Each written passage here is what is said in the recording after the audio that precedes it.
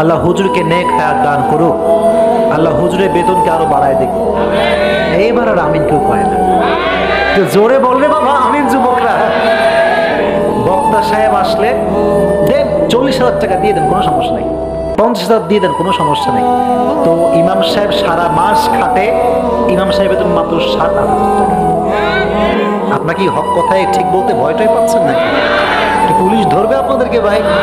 আজকে সবচেয়ে বেশি অবহেলিত যে ব্যক্তি, তার নাম হচ্ছে ইমাম, তার নাম খতিব, তার নাম মুহসিন। সবচেয়ে অবহেলিত। আমার মসজিদে যখন আমি জব স্টার্ট করি, that was my beginning level, যখন বক্তার বউ হই নাই, ওয়াজের ওয়াও শিখি নাই, বেতন ছিল 3,000 টাকা। কয় হাজার টাকা ভাই? মারা বাকি কয় রে না বুঝে তো 3,000 টাকা দিয়ে ভাই কারো সংসার কি চলে? পরিবার কি চলে?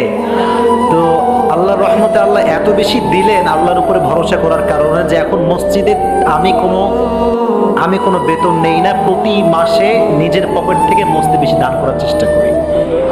তো এটা শো অফ না যে হুজুর মনে বিশাল বড় ধনী, না, the matter is not like that. আমার কথা হচ্ছে আমরা নিজেরাই নিজেদের সম্মানকে নষ্ট করে দিয়েছি।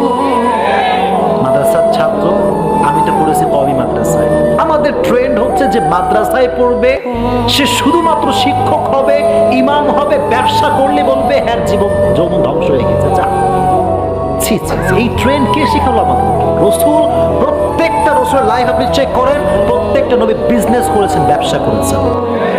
এখন হুজুরের ব্যবসা করলে মুসল্লি দেখতে পারে না, অন্য লোক দেখতে পারে না, হুজুর মানুষ, হুজুর মানুষ, হুজুর মানুষ, কি কি কি কি বলেন বলেন বলেন বলেন বলেন।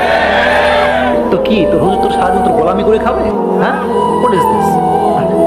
আল্লাহ আমাদেরকে বোঝার তৌফিক দান করুন। প্রণামে মানে মাঝে মাঝে আবেগে দুই একটা কথা বলে ফেলি, আপনি রাগটা করছেন নাকি ভাই?